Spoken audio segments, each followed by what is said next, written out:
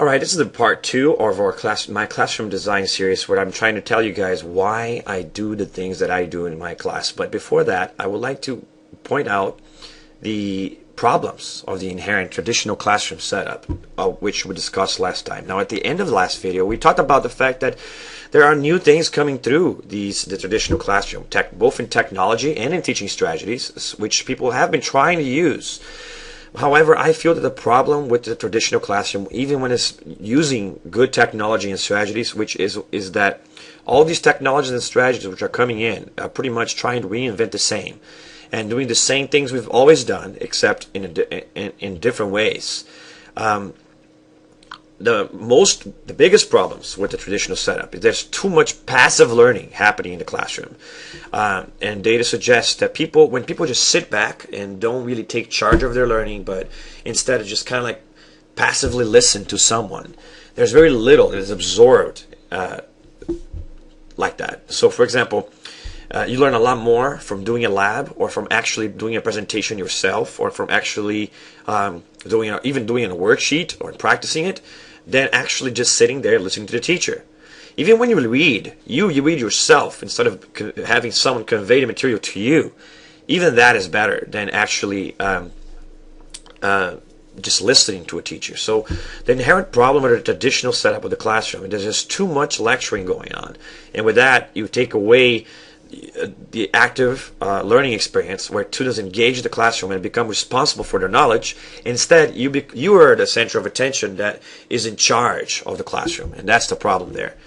The other problem is that you need to be a really good teacher to really present everything through a lecture and have people understand, because the majority of people get lost when you're teaching. And so there's a lot of good teachers out there, teachers that have a lot of good examples, they're interesting, they talk in an exciting way, and they got students really interested in the material. But even then, a lot of the students will get lost. So imagine when a teacher is not like that. He's not a creative, inventive, good lecturer. It's not an interesting teacher, then you have a problems. And then you also have teachers that don't know what they're talking about. You have teachers that have lack of depth, lack of knowledge.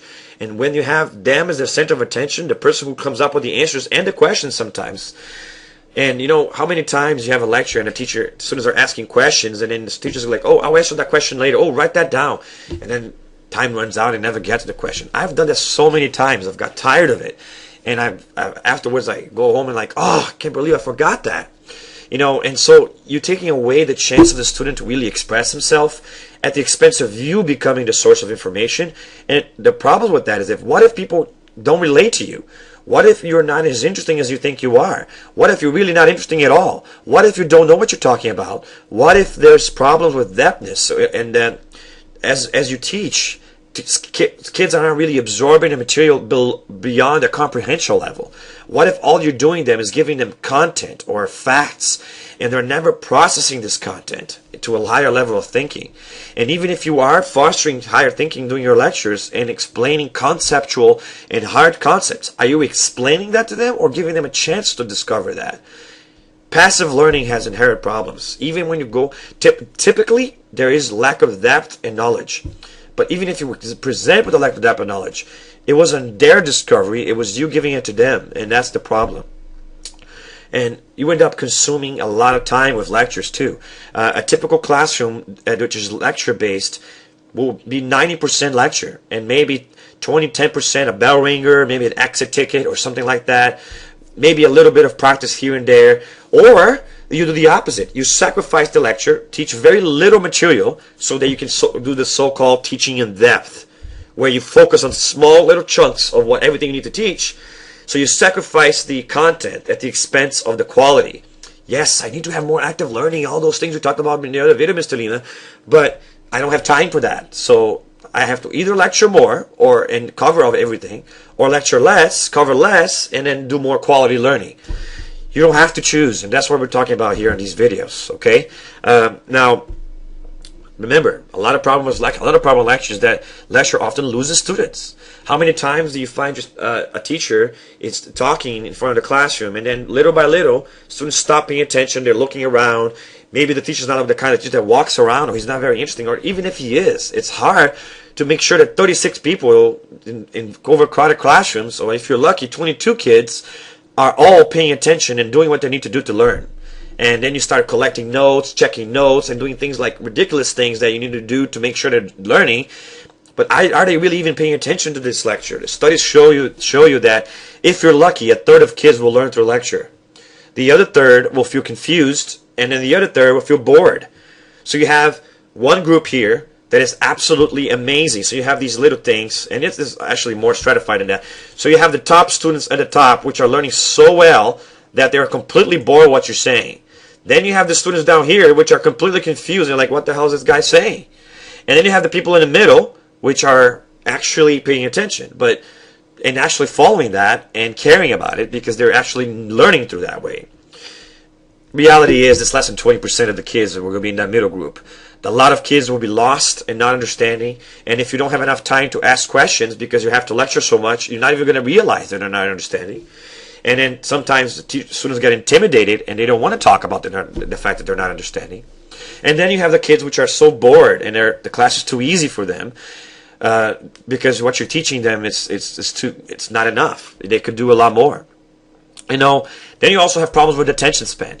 If you teach for more than 30 minutes, the typical student will stop paying attention. In fact, a majority of data suggests that after 20 minutes, you already start losing students. And I'm talking about those students which are actually paying attention, not the ones that are lost or bored. I'm talking about the ones which are caring and trying to learn. 20 minutes after you started talking, they're probably about done with with this task. My brain can't focus on it anymore. And that's if you don't have an ADHD kid, which definitely is going to lose attention after 5 minutes into the conversation. Also, you have problems with learning styles. So a lot of kids don't learn by listening. They don't learn by watching. They have to do different things. They have to do something active or something interpersonal or something like that. We'll talk about that in the other videos. When you lecture so much, there's less chance for interaction, less chance for questioning, less chance for students raising questions and answering questions and working with each other and cooperative learning and things like that. Very little time for discussion and debate.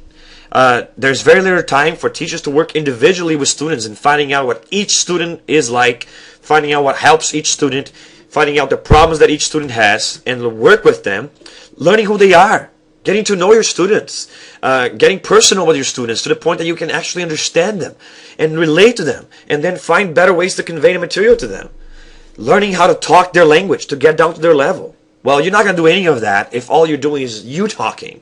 You're not going to learn a language if all you're doing is you talking. If you want to learn their language, you need to let them talk. You have to find a time to work together with them, one-on-one, small groups.